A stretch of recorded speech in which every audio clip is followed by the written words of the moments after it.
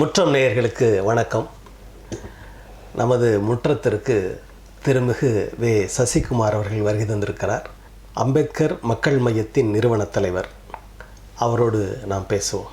வணக்கம். வணக்கம்.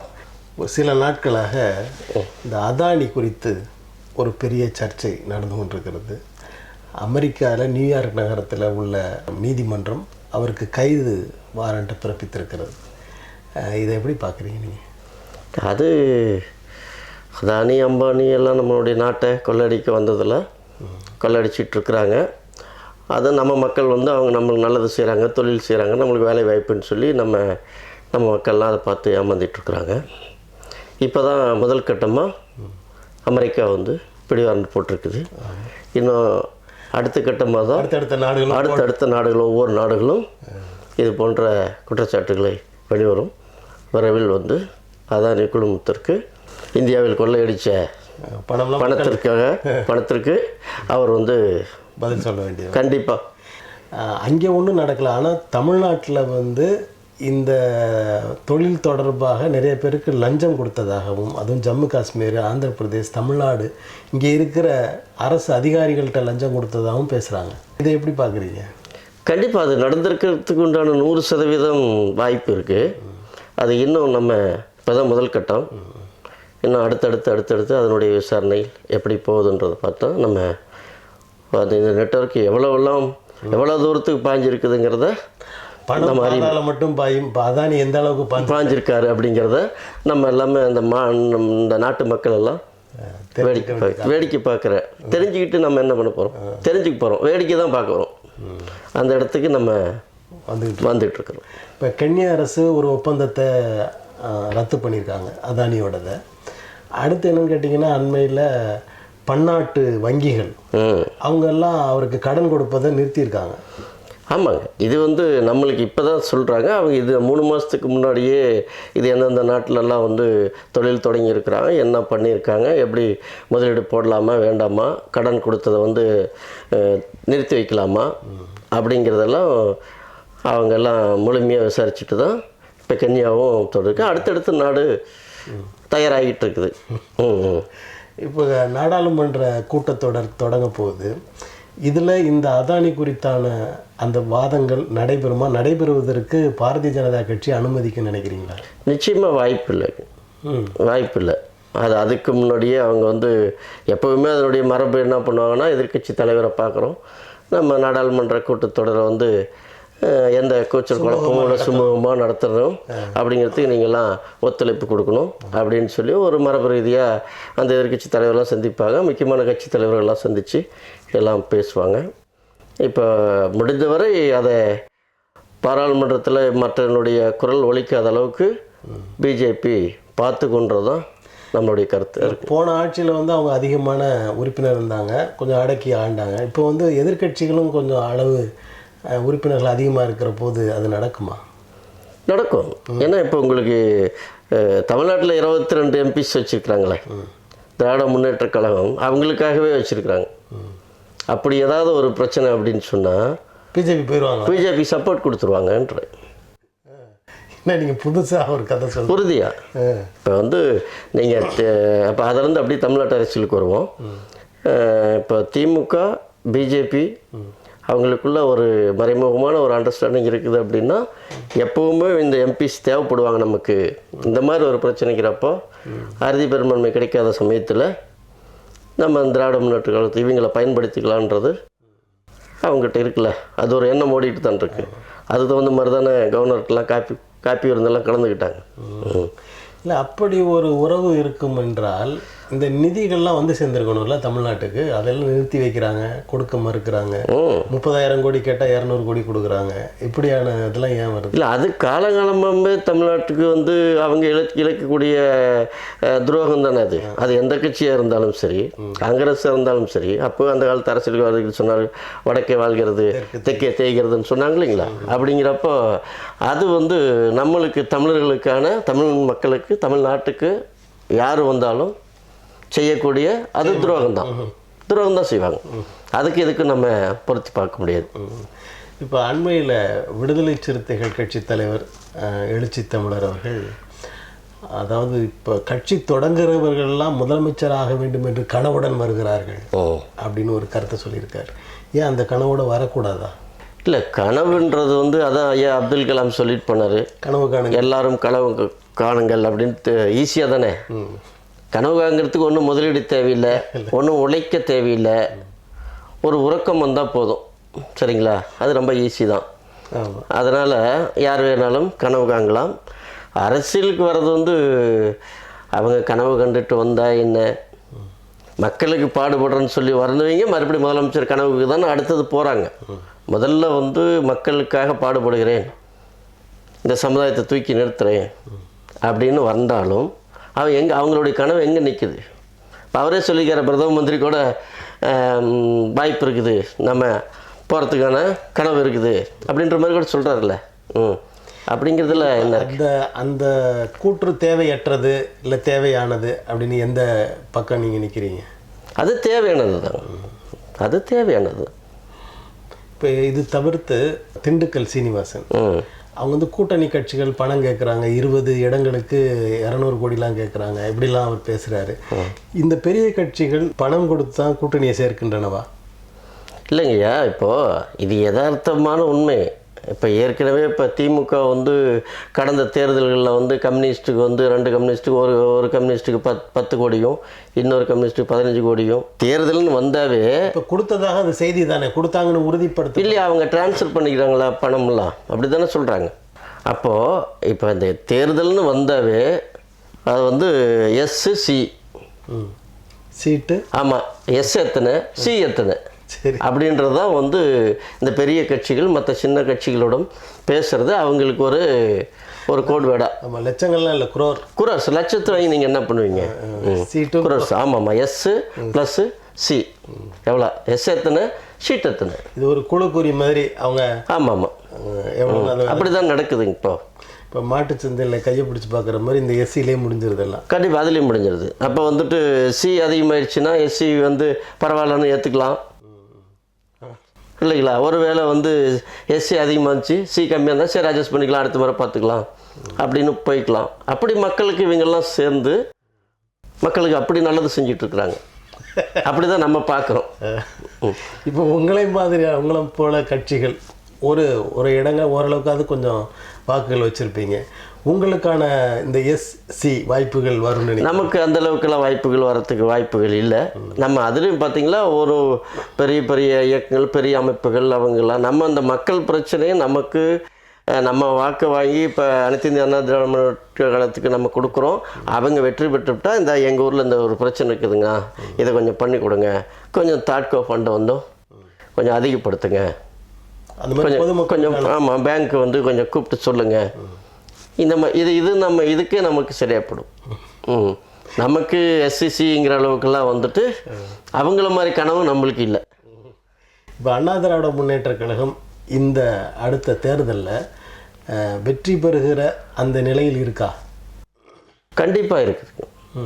இப்போ எப்படின்னு பார்த்தீங்களா, இப்போ தமிழ்நாட்டில் 2 கட்சிகள் ஒரு 25% 20% வாக்கு வங்கி நிரந்தரமான வாக்கு வங்கி வச்சுருக்கிறாங்க.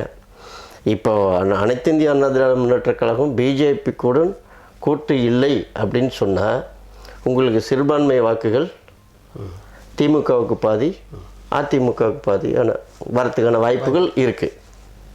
அந்த அளவிற்கு சிறுபான்மையினர் அண்ணா திராவிட முன்னேற்ற கழகத்தை நம்பி விட்டார்களா? இல்லைங்க, அப்போ இது வரைக்கும் வந்து சிறுபான்மை வந்து திமுகவை நம்பி தான் ஓட்டு போட்டாங்களா? அப்படி கிடையாது. அவங்களுக்கு என்னென்னா ஆர்எஸ்எஸ் பிஜேபி சங்கு பரிவார அமைப்புகள் அது எதிர்ப்பு. ஆகவே அவங்க எந்த பக்கம் இருக்கிறாங்களோ அதுக்கு மாறு யார் இருக்கிறாங்களோ அவங்களுக்கு ஓட்டு போடுவாங்க. அப்படிங்கிறப்ப அனைத்து இந்திய அண்ணா திராவிட முன்னேற்ற கழகத்துக்கு வரதுக்கான வாய்ப்புகள் இருக்குது. இப்போ அதை தாண்டி பார்த்திங்களா, இப்போது ஒட்டுமொத்தமாக தமிழ்நாட்டில் ஒரு 15% வாக்குகள் அந்தாண்டியும் இந்தாண்டியும் பொதுமக்கள் வாக்குகள் ஊசலாடிக்கிட்டு இருக்குது.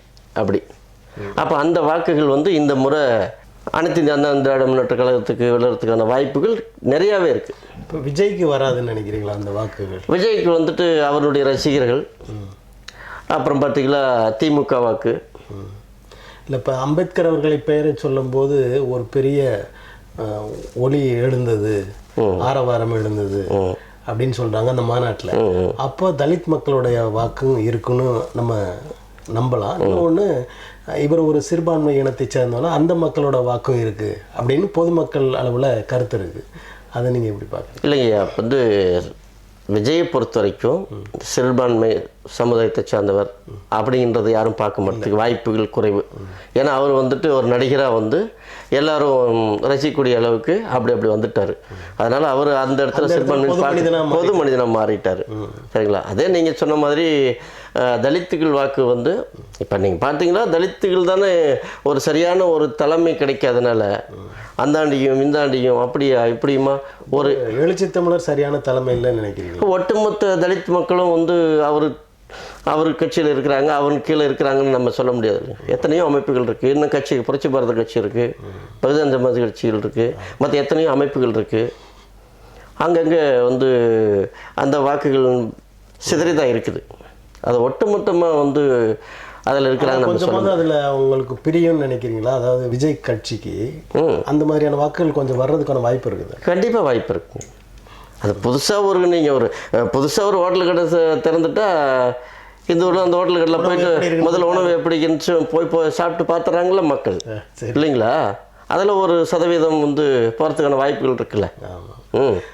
அது தவிர இப்போ அவங்களே என்ன சொல்கிறாங்க, அந்த கட்சி பொதுச் செயலாளர் ஒரு அறிக்கை கொடுத்துருக்காரு. அண்ணா திராவிட முன்னேற்ற கழகத்துடன் நாங்கள் கூட்டணியெலாம் பேசலை அப்படின்னு சொல்கிறாங்க. ஆனால் முன்னாடியே இவங்க கூட்டணி வருகிறவர்களுக்கு அதிகார பகிர்வும் தரும் அப்படின்னு சொல்லிட்டாங்க. ஆனால் இப்போ திடீர்னு அந்த அண்ணா திராவிட முன்னேற்ற கழகத்தோட கூட்டணி இல்லைன்னு சொல்ல காரணம் என்ன நினைக்கிறீங்க? அரசியலில் பொறுத்த வரைக்கும் இல்லைன்னு சொன்னால் இருக்குன்னு அர்த்தம். அது இருக்குது, அதுக்கு உண்டான அச்சாரம் நம்ம போட்டிருக்கோன்னு அர்த்தம். இல்லை இருக்குது அப்படின்னு சொன்னால் எந்த நேரத்துலையும் இந்த கூட்டணி சேருவாங்க பிரிவாங்க அப்படின்றதான் வந்து நம்ம எடுத்துக்க முடியும். ஏன்னா அப்படி தான் நம்ம பார்த்துருக்கோம். ஒவ்வொரு தலைவரும் அப்படி தான் நம்ம பார்த்துருக்கோம். ஒவ்வொரு தலைவர்களும் மேடையில் என்ன பேசுகிறாங்க, என்ன அறிக்கை விடுறாங்க, அதை நம்ம அப்படி பார்த்தோம்னா அடுத்த நாள் வந்து அதுக்கு மாறதான் இருக்குது. ஏன்னா பார்த்தீங்களா, இப்போ திராவிட முன்னேற்ற கழகம் மாநாடு நடத்துகிறப்ப, திருச்சி மாநாடு நடத்துகிறப்போ ஐயா வைகோபால்சாமி பெரிய கட் அவுட்லாம் அடித்து மாநாட்டில் கலந்துக்கிறார் அப்படின்னு சொல்லி மிகப்பெரிய ஒரு ஆரவாரம் எல்லாமே பண்ணாங்க. அடுத்த நாள் காலையில் போயஸ்கானில் இருந்தார். அந்த வரலாறுலாம் தமிழ்நாட்டில் நடந்துட்டு தான் இருக்கு, இல்லைங்களா? அப்படிங்கிறப்ப இதை ஒன்றும் பெருசாக நம்ம எடுத்துக்க தேவையில்லை. இப்போ திராவிட முன்னேற்ற கழக கூட்டணியில் வந்து இருக்கிற கட்சிகள் நாங்கள் பலமான கொள்கையுள்ள திராவிட முன்னேற்ற கழக கூட்டணியில் தான் இருக்கிறோம் அப்படின்னு சொல்லிகிட்டே இருக்காங்களே, அப்படி சொல்ல வேண்டிய காரணம் என்ன? இல்லை, அது இப்போது அந்த கூட்டணிங்கிறது வந்து பெரியறதுக்கு உண்டான வேலைகள் நடந்துக்கிட்டு இருக்குது. அப்படி தான் நம்ம சொல்லணும். முதல் கட்டமாக அண்ணன் வேல்முருகன் வந்துட்டாருன்னு தான் நம்ம சொல்ல முடியும். அந்த எஸ்டிபி நடத்த கூட்டத்தில் போய் கலந்துக்கிட்டாரு, பேசிட்டாரு. இப்போ அதில் அவங்க என்ன பண்ணுவாங்கன்னா, திமுக அவரை அப்படியே வாரங்கட்டி சரி பண்ணிடுவாங்க. அவர் சட்டசபை கூடினோடனே நான் ராஜினாமா கூட பண்ண தயாராக இருக்கிறேன் அப்படின்ற மனநிலையில் கூட இருக்கிறதா கூட சொல்கிறாங்க. சரிங்களா? இப்போது அப்படி பார்த்திங்களா, திமுக கூட்டணி நிரந்தரமாக இதே கூட்டணி வருகிற 2026 தேர்தலில் இருக்கும் அப்படின்னு நம்ம சொல்ல முடியாது.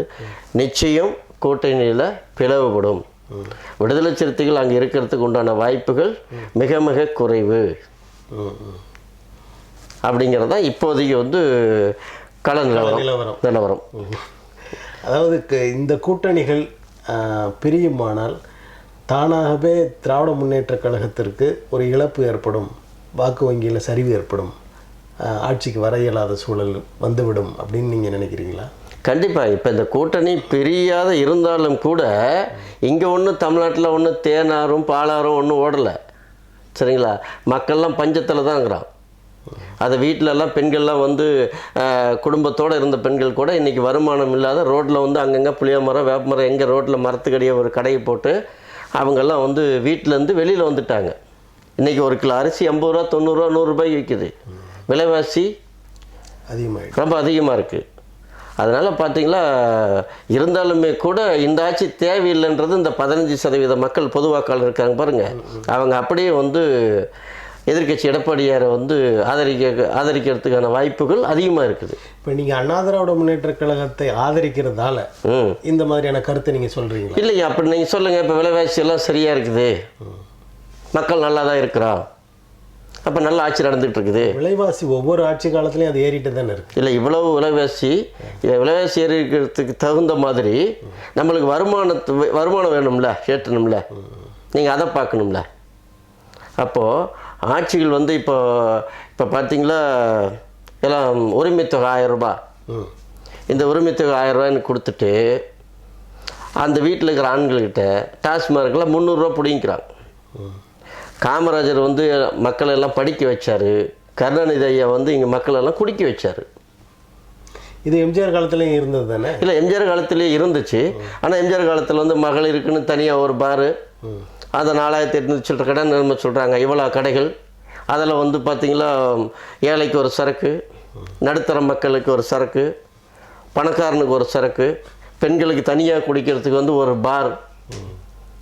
இது அநியாயம் இல்லையா அந்த நாட்டில்? இது திட்டமிட்டு திராவிட கழகம் இந்த தமிழர்களை திட்டமிட்டு அவர்களுடைய அறிவை மழுங்கடிக்கும் நோக்கத்துடன் இந்த இளைஞர்கள்லாம் அரசியலை பற்றி சிந்திக்கக்கூடாது, நம்ம செய்கிற கொள்ளைகள்லாம் அவங்களுக்கு கொள்ளையடிக்கிற விஷயம்லாம் தெரியக்கூடாதுங்கிறதுக்காக, எல்லாரும் போத கலாச்சாரத்திலேயே இருக்கணுங்கிறதுக்காக திட்டமிட்டு இந்த சாராய கடைகள்லாம் திறந்து விட்டு இந்த மக்களை, தமிழர்களை அறிவை மழுங்கடிச்சு நாசம் பண்ணிகிட்ருக்குறாங்கன்னு தான் நான் சொல்லுவேன். இப்போ 4.5 ஆண்டு காலம் ஆட்சி செய்த எடப்பாடி பழனிசாமி அவர்களும் இதை பின்பற்றிட்டு தானே இருந்தார். இல்லை, அவர் அதை ஏற்கனவே தொடங்கிட்டாங்க. இப்போ திராவிட கட்சிகள் ஒரு முறை திமுக ஆளுது, ஒரு முறை வந்து அதிமுக ஆளுது, இப்படியே வரப்போ அவங்க தொடங்கிட்டாங்க.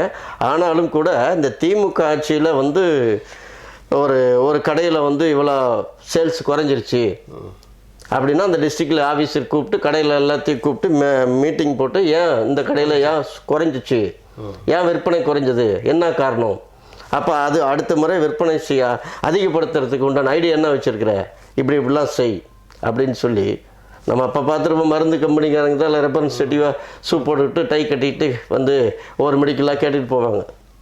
இப்போ அந்த மாதிரி ஆயிரம் போல் இருக்குது. இப்போ இதெல்லாம் பார்க்குறோம். அதே நேரத்தில் தொலைக்காட்சியில் முதலமைச்சர் தோன்றி குடிக்காதீங்க, விட்டுருங்க அப்படின்னு சொல்கிறாரு. பாருங்கள், இது எந்த அளவுக்கு வந்து இந்த தமிழ்நாட்டு மக்கள் எந்த அளவுக்கு முட்டாளாக இருக்கணும்னு நினைக்கிறாரு அப்படிங்கிறத நம்ம யோசிக்கிறோம். அவர் தான் இத்தனையும் செய்கிறாரு. குடிக்காதீங்க, விளம்பரத்துக்கு வராது, அந்த விளம்பரத்துக்கும் காசு, அது அவர் டிவிக்கு, அவங்க சார்ந்த டிவிகளுக்கு. அப்போ இந்த அரசு பணத்தை எடுத்து அங்கே போட்டு விளம்பரம் கொடுத்துடலாம்ல, அதில் ஒரு பணம் வருதுல்ல. இதற்காக தான் அது. இப்போது அரசாங்கம் விற்குது, அதை வாங்கி குடிக்கிறான்.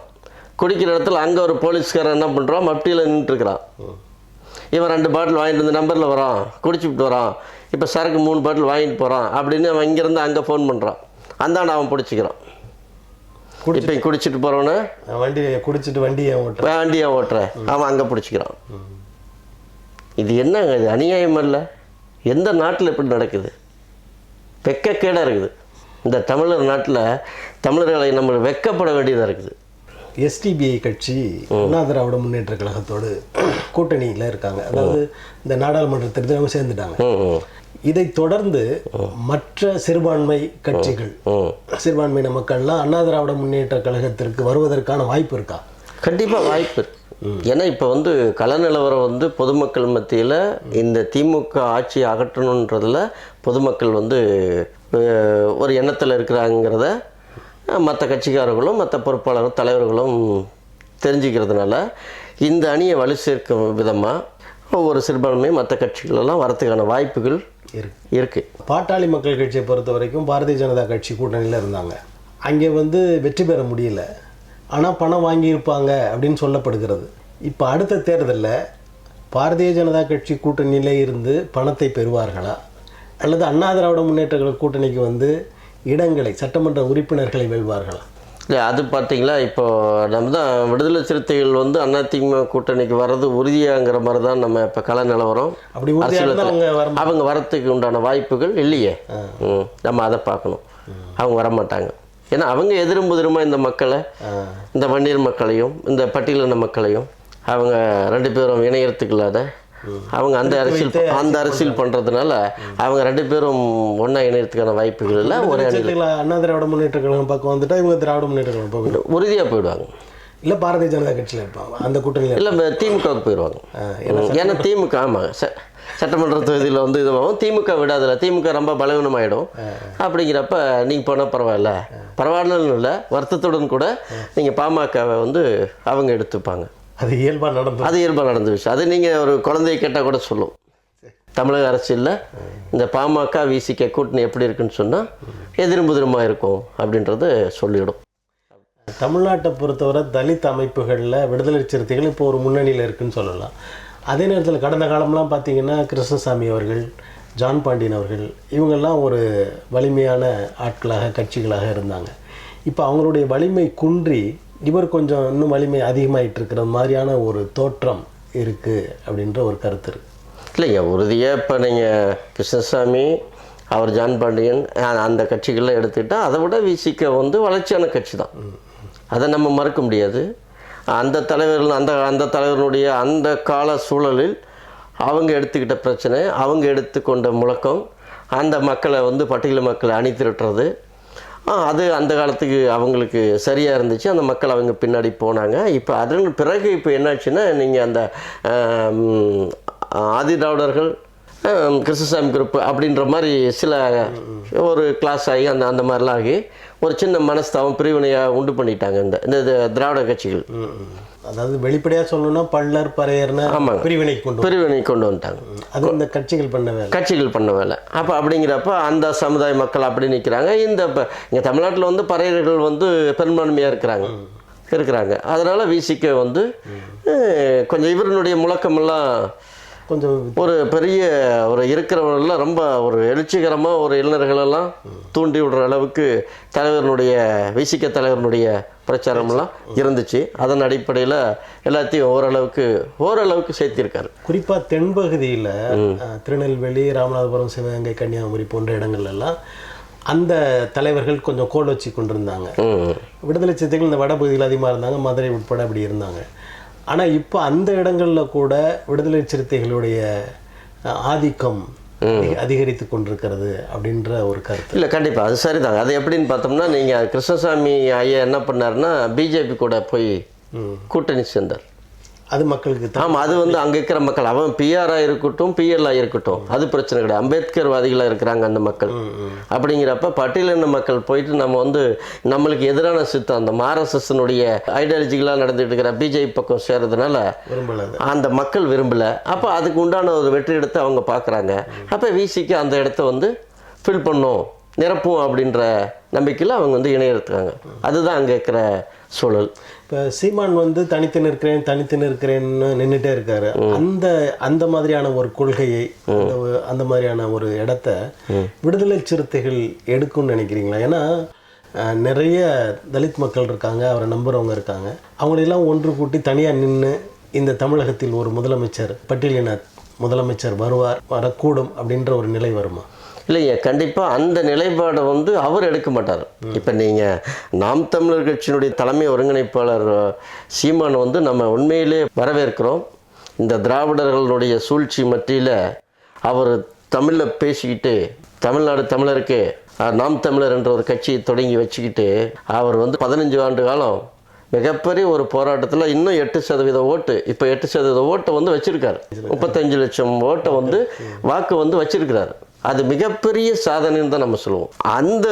அந்த லெவலுக்கு வந்து விசிக தனியாக நிற்குமான்னா போகாது, முடியாது. உங்களுக்கு ஆட்சி அதிகாரத்தில் பங்கு இல்லைனாலும் சட்டமன்ற உறுப்பினர்கள் வேணும். கண்டிப்பாக அப்படி தான். ஏன்னா தனிச்சு நின்று அந்த வாக்குகள்லாம் வாங்க முடியாது. சீமான் வந்து ரஜினிகாந்த் அவர்களை விமர்சிச்சிருக்கிறார் நிறைய இடங்களில். ஆனால் திடீர்னு ஒரு சந்திப்பு, அந்த சந்திப்பில் நாங்கள் அரசியல் தான் பேசணுன்ற ஒரு கூற்று, இதெல்லாம் எப்படி பார்க்குறீங்க? இல்லை, அது வந்துட்டு அவங்களுக்குள்ள ஒரு அந்த வருத்தம் இருக்குது. சீமானுக்கு மற்றவங்களுக்கு எல்லாமே வந்து இந்த ரஜினி வந்து ஒரு சரியான ஒரு நேரத்துக்கு ஒரு அரசியல் கட்சியை தொடங்கியிருந்தால் இன்றைக்கி விஜய் வந்துக்கிறதுக்கு உண்டான வாய்ப்புகள் இருந்திருக்காது. அதை எப்படி வெளிப்படுத்தணும் அப்படிங்கிறது ரீதியாக கூட அதை பேசியிருக்கலாம். இப்போ சீமானுக்கு விஜய் வந்து எதிரி ஆகிட்டாரா? கண்டிப்பாக.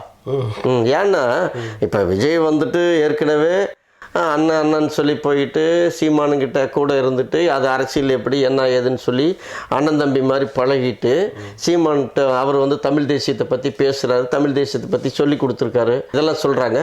இதெல்லாம் அவர் கற்றுக்கிட்டு அவர் அரசியல் கட்சியை தொடங்கி அவர் என்ன சொல்கிறார், திராவிடம் ஒரு கண்ணு தமிழ் தேசியம் ஒரு கண்ணு அப்படிங்கிறப்போ, அப்போ இந்த இடத்துல தமிழ் தேசியம் நம்ம தமிழராக இருந்துக்கிட்டு இந்த இடத்துல வந்து அண்ணனாவது தம்பியாது மாறுபட்ட கோர்த்தை வந்து நம்ம எதிர்த்து தாகணும் இல்லைங்களா? அந்த நிலையில சீமான் எதிர்க்கிறார். அந்த நிலையில் இருக்கிறார். அவர் தமிழ் தேசியத்தில் வந்து அவர் சரியாக இருக்கிறார். இப்போ சீமான் பார்த்து நினச்சிருந்தா இப்போ திமுகவோட போனால் 8% ஓட்டு, அதிமுகவோட போனால் 8% ஓட்டு, அதிமுக வந்து ஜெயிக்கிறதுக்கான வாய்ப்பு இருக்குது. இப்படியும் ஒரு 30 சட்டமன்ற உறுப்பினர் 30 25 வாங்கிக்கலாம், 30 வாங்கிக்கலாம், 35 கூட கொடுக்கட்டுமே.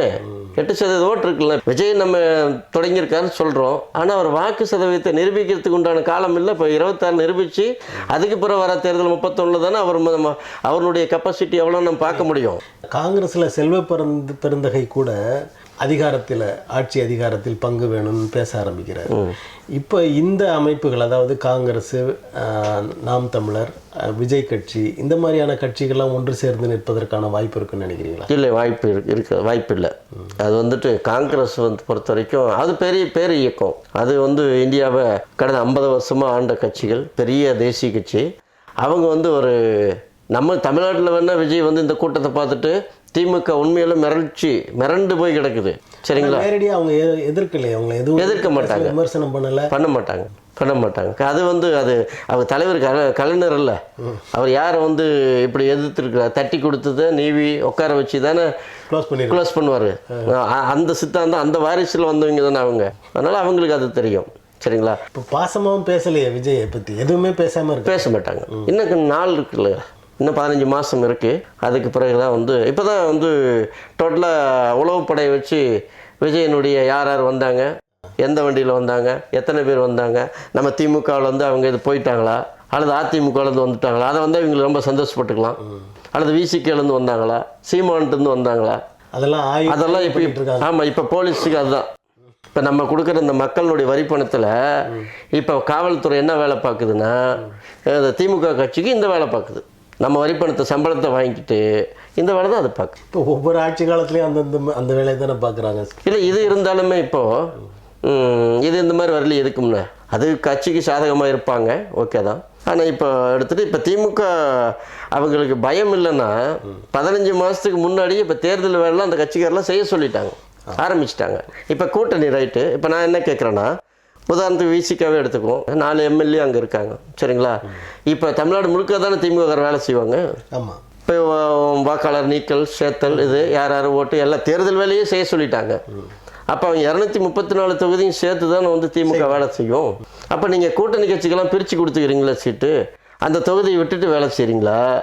அதில் திமுக அப்படி ஒன்றும் இல்லை, எல்லா தொகுதியிலையும் தான் வேலை செய்ய சொல்கிறாங்க. அப்போ எப்படி அது எப்படின்னா எப்படி? அப்போ எந்த தொகுதி கொடுப்பீங்க? இன்னும் அப்போ 4ஓட நின்றுக்குவாங்களா இவங்க 40 சீட்டு கேட்பாங்க. அப்போ என்ன பண்ணுவீங்க? அவங்களுக்கு கெப்பாசிட்டி இருக்குது, 40 சீட்டு கேட்குற அளவுக்கு அவங்களுக்கு வலிமையாக இருக்கிறாங்க, கேட்பாங்க. இப்போ என்ன பண்ணுவீங்க?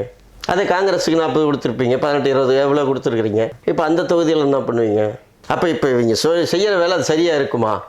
அரசியல் வேலையாக இல்லைன்றதை நம்ம சொல்கிறோம். கடந்த தேர்தலில் எப்படி கூட்டணி பங்கீடு இருந்ததோ அதே மாதிரி இந்த தேர்தலையும் பண்ணுவோம் அப்படின்ற ஒரு நிலை. அப்படி அந்த ஒரு வார்த்தை சொல்லிவிட்டால் எல்லாரும் ஓடிடுவாங்க. எல்லாம் ஓடிடுவாங்க. அது வந்து காங்கிரஸினுடைய தலைவர் செல்வ பெருந்தகை ஏற்றுக்க மாட்டார். முதல்ல வந்து விசிகே ஏற்றுக்காது. சரிங்களா?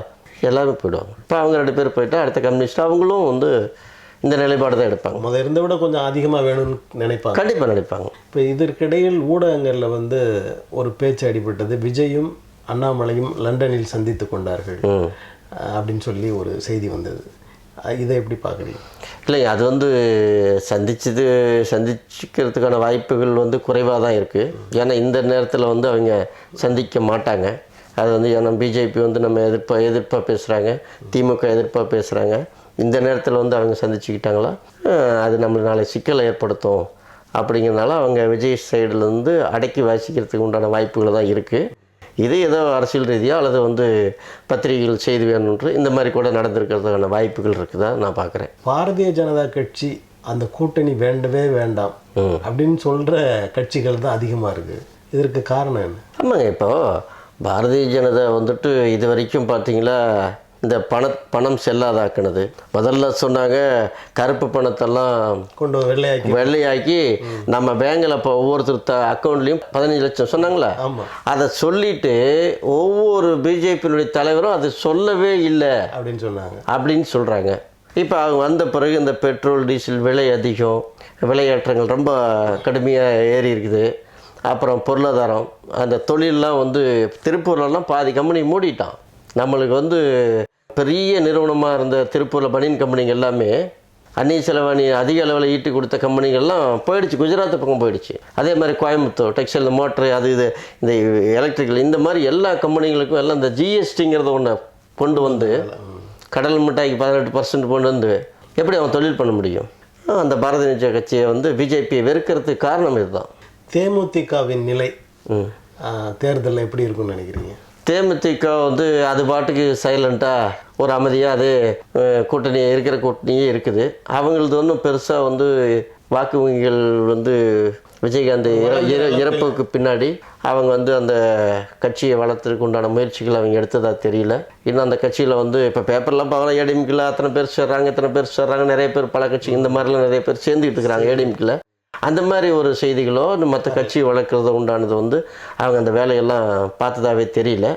அதனால் அவங்களுக்கு என்ன இருக்குதோ அது மட்டும் தான் இருக்குது. அதனால் அவங்களுக்கு கொஞ்சம் டிமாண்ட் கம்மியாக தான் இருக்கிறதா தான் நான் பார்க்குறோம். அவங்களே இடையில ஒன்று சொன்னாங்க, விஜயகாந்த் அவர்கள் மாநாடு நடத்தும் போது ஒரு பெருங்கூட்டம் இருந்தது, அதை விட குறைவு தான் விஜய் நடத்தும் போது இருந்தது அப்படின்னு ஒரு அரசியலுக்குள்ள விஜய் எதிர்க்கிறது போல ஒரு தோற்றத்தை கொண்டு வந்தாங்க. அது இல்லை, அது வந்து உண்மையிலே வந்து விஜயகாந்த் இருக்கிறப்ப கூட்டம் இருந்துச்சு. இவருக்கு குறைவு அதிகம்ங்கிறத விட அவர் இருக்கிறப்ப கூட்டம் இருந்துச்சுங்கிறத அவங்க சொல்கிறாங்க. இப்போ அவங்களால இவங்களால அவ்வளோ கூட்டத்தை ஒன்றும் திரட்ட முடியாது அப்படின்றத பொருளை தான் நம்ம புரிஞ்சுக்கணும் இல்லைங்களா? அதாவது விஜய்க்கும் விஜயகாந்த் அவர்களுக்கும் நல்ல உறவு இருந்தது. இந்த இரண்டு கட்சிகளும் இணைந்து செயல்பட்டால் இந்த தமிழ்நாட்டில் வேற ஒரு மாற்றம் ஏற்படும் அப்படின்ற ஒரு நிலை வருமா?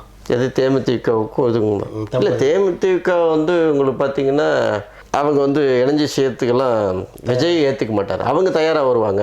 அப்படி வந்தாலுமே அவங்க நாங்கள் சீனியாரிட்டி பார்ப்பாங்க, அந்த அம்மா பார்ப்பாங்க, எங்கள் தலைமையில்ன்பாங்க. நாங்கள் தான் முதல்ல வந்து எங்கள் எதிர்கட்சியாக நாங்கள் இருந்திருக்கோம், நாங்கள்லாம் எம்எல்ஏ இருந்திருக்கிறோம், அதனால் வந்து நீங்கள் எங்களுடைய கூட்டணிக்கு எங்கள் கீழே வாங்க அப்படிங்கிற மாதிரி சொல்லுவாங்க.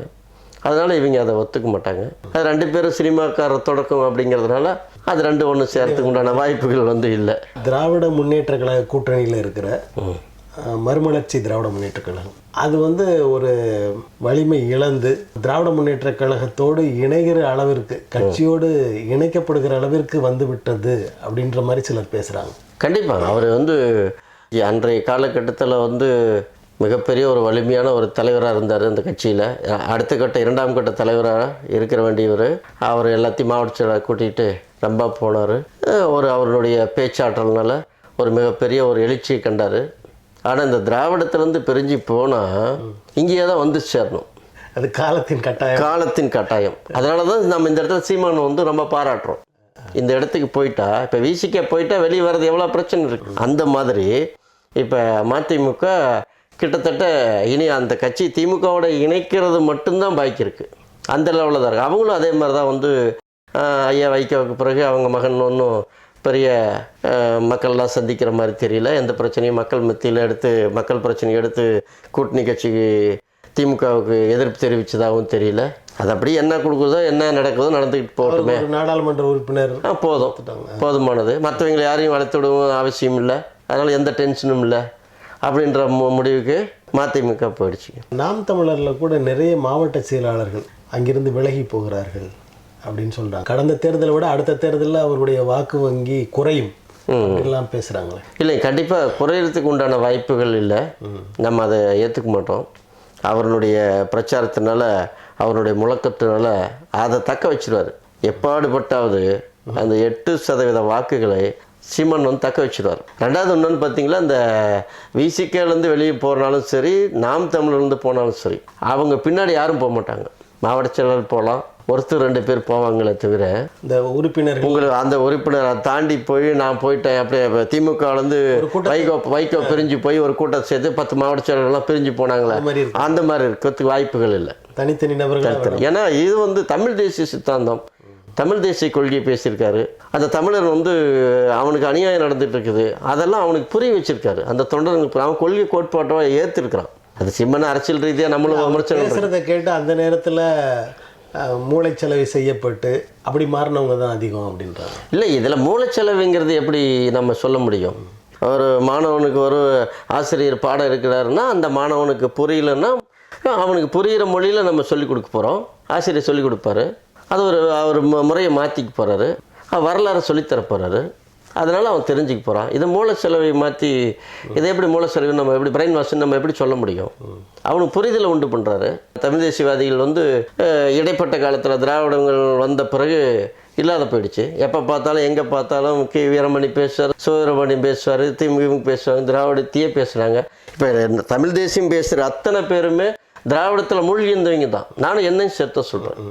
அதன் பிறகு தான் நம்ம வந்துட்டு ஒவ்வொன்றா ஐயதாஸ் பண்டிதரை படிக்கிறோம், தாத்தா ரெட்டமலை சீனிவாசரை படிக்கிறோம், தமிழ் தேசியம்னா என்ன அப்படின்னு நம்ம தெரிஞ்சுக்கிறோம்.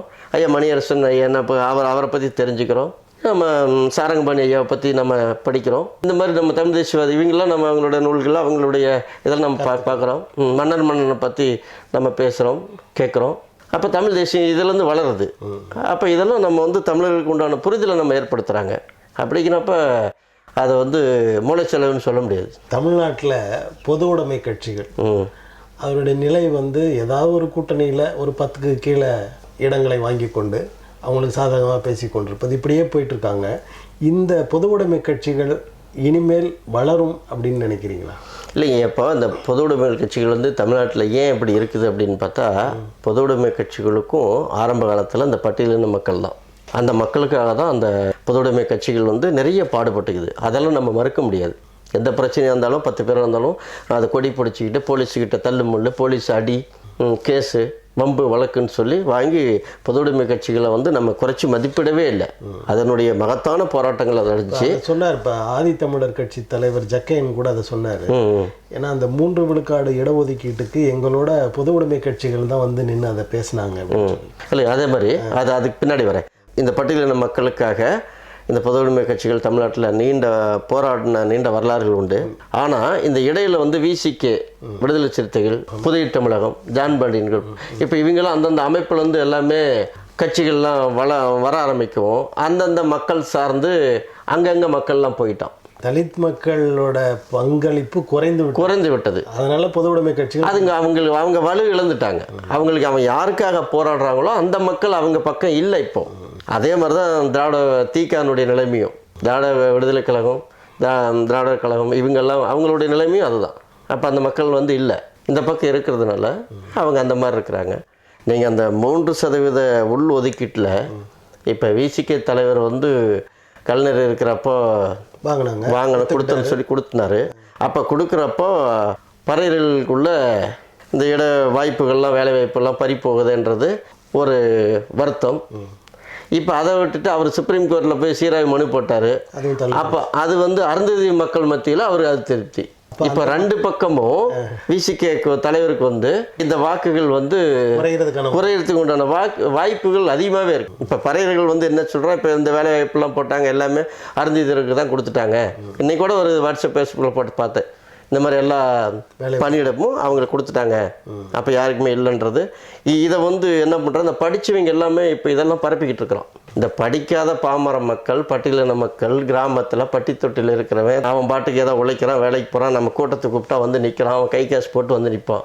ஆனால் அந்த பாபா சாஹிப் அம்பேத்கரனுடைய உழைப்பில் வந்து இந்த இடஒதுக்கீட்டில் வந்து படித்து வேலை வாங்கி தன் குடும்பத்தோடு செட்டில் ஆகியிருக்கிறான் பாருங்க.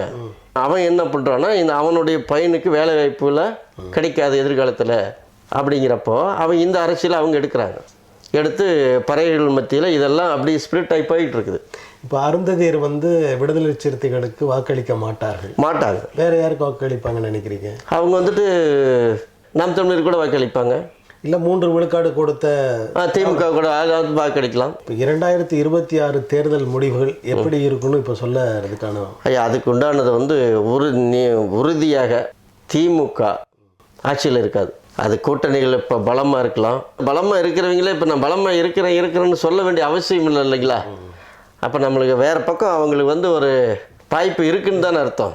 அதனால் பொதுமக்கள் மத்தியிலும் சரி, நான் அறிந்த வகையில் கள நிலவரம் திராவிட முன்னேற்றக் கழகம் வருகிற 2026 சட்டமன்ற தேர்தலில் ஆட்சி இழக்கும். அனைத்து இந்திய அண்ணா திராவிட முன்னேற்றக் கழகம் ஆட்சியை பிடிக்கும் அப்படின்றது நம்மளுடைய கருத்தாக இருக்குது. இவ்வளோ நேரம் தமிழக அரசியலை ஒரு அலசிட்டீங்க, மக்களுக்கு உங்கள் கருத்துக்களை சொல்லியிருக்கீங்க. மிக்க நன்றி உங்களுக்கு. நன்றிங்க. நேயர்களே, அடுத்த ஒரு நிகழ்வில் சந்திப்போம். நன்றி, வணக்கம்.